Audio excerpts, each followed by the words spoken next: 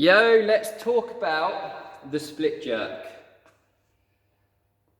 It's complex, it's quite high skill, and I cannot possibly hope to cover everything about the split jerk in this snippet of video that's designed to give the basics to a room full of people who maybe have not done it before, and to give it to you coaches and how to present it simply. There are so many small intricacies and fine-tuning and fault-finding things that we can do that we could have hours and hours of video and discussion about the split jerk. So let's try and keep it pretty simple. Let's talk about the start, the dip and the drive, the bars on the shoulders, dip and the drive to get it moving. So you notice world-class lifters, if you watch them, they come up out, they're clean, they've got high front rack. Vast majority of the time there's a shuffle of that grip. So the front rack is really high elbow. As they come up, pop, re-grip, we've got a stronger grip on the bar, means the elbow has dropped a little bit lower than where it was. So it's still in front of the bar, but it's not bang up here. About here, somewhere in the middle. Got a strong grip on the bar. I don't know if anyone's tried putting a weight overhead from a front rack in a flimsy wrist position. You can do it, you buy yourself the time to kind of get into position, but why do that? Lower your elbow, get more into a ready position to the direction that we're going to be travelling. Not sure I used real English to describe that, but you know what I mean. Elbow sits slightly lower. The dip part of this movement, there's a slight break in the hip, so the hip needs to move back slightly. And the knees will go towards the little toe. In our setup, the feet should ideally be under the hips. You may find that we can turn our toes out a little bit if we need to make sure that we're in a good position for that dip and drive. Ideally, feet want to face forwards, but feet under the hips nonetheless. We need the hips to break a little bit so we can use the power and potential stored in the hips. If the hips don't move back and the knees do everything, that's one joint we got working for us, or one working joint, and that's just the quad drive, then that's just leg drive. Most of our work and our power comes from the hips. Big, powerful, strong set of muscles driving the hips. Big, strong, powerful joint. So we want to use that if we're going to put weight up over our head. So the hip's going to have to get involved. So there's a slight break in the hip, knees towards the little toe. Now we've got two joints working for us, a lot more muscle, a lot more power to be expressed by going and drive through. Don't move the hips too far back. They go too far back, then we start turning into a hinge. The weight's coming forwards, it's pulling us onto our toes, we're either chasing it across the room or it's just sliding down our chest and we're putting a horrendous amount of pressure on our shoulders trying to hold the bar here. Our elbows are now behind the bar, so they need to be in front. That little movement in front should actually help bring us upright anyway. Slight break at the hip, knees towards the little toes, express power on the way up. But that little rebound should be exactly that, a little rebound. We don't want to take an hour about kind of thinking about the way down and where we're going and what we're doing. It should be from a tall, solid position, dip drive. And we're away. Short and sharp. Ding ding, like a bouncing ball. Whew. Recap. Lower the elbow slightly, fuller grip on the bar. Chest stays upright. Little break at the hip, knees towards little toes, drive out. Easy way to talk about it. That momentum that we've put into the bar is going to mean the bar is going to pop off our shoulders, so we need to move the chin back out the way. As the bar's on its way up, that's when we're going to start to get on our way down. When we're driving up, imagine a piece of string at the top of your head that's putting you nice and tall. It means we won't be muted. We're going to reach extension at the top to maximise our potential. Bar's on its way up, we're going to be on our way down.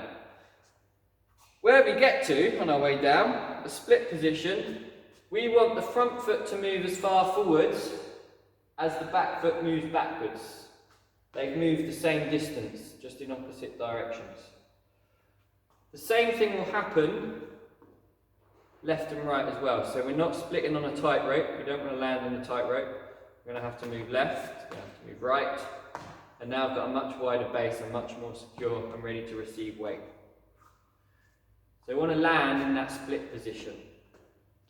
At the beginning of the session, you can get people to just stand there before they've even touched the bar and find their stable place. You can get them to change legs, see what's more comfortable, where they're more confident.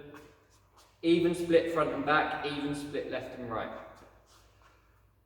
The back foot, we need the heel to be off the floor and the foot facing forwards. If that heel is down, it's going to roll in. The hip's rolling out. We've rotated at the hips while the chest is facing forward and holding bar overhead. So we're twisted with weight overhead. There's pressure going on down the inside of here and into the knee. We're at risk from many injuries that might happen with that sort of shenanigans. We're also less stable. We're more stable with a square hip. So if the heel does land, and some people they won't be able to stop it initially, it'll just be their default to have a heel down. They feel they're leaning into the back foot, that's where they feel stable. That's okay, let's just correct it. Take the time when we land there to pick the back heel up, the foot faces forwards. You see the hips automatically come into position, they're square. So the back foot, to talk about it in simple terms, heel off the floor, pointing forwards. The front foot is also pointing forwards, but we're thinking about the knee, it's going to be slightly behind the ankle, so there's a slight downhill slope from the knee down the shin to the ankle. It can be above the ankle, that's okay. We can even sometimes accept it to be slightly over. What we want to avoid is complete compression with the knee going way over the toe. So ideally, front foot, it's flat, yes, knee slightly behind the ankle. We know we can get people to line up in those stable positions at the start of the class. We can ask people to put their thumbs on their shoulders, jump and land in that position, correct things, hold it, how do you look, how do you feel?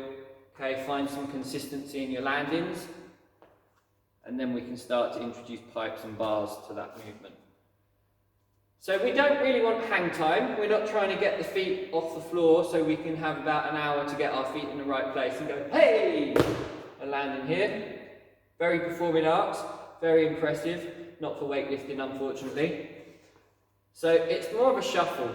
The feet have come off the floor a touch, yes, we produce power, but then we're going to shuffle them and land them almost as quick as we can.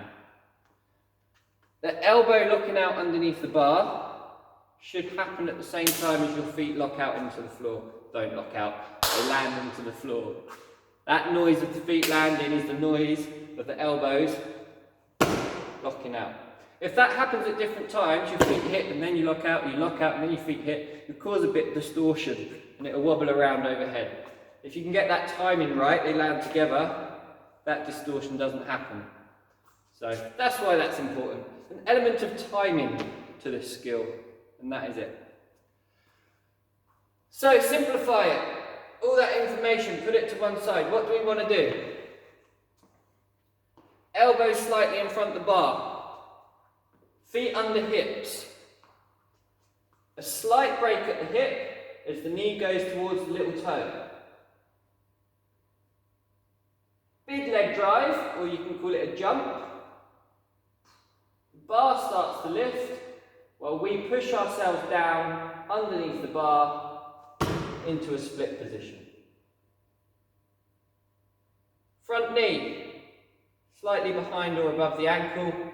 Back foot, heel off the floor, foot facing forwards.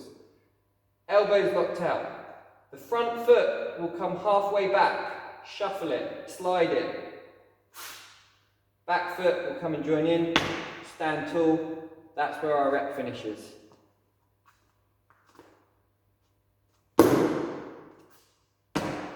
Get people to practice without a bar, or get people to practice with a bar.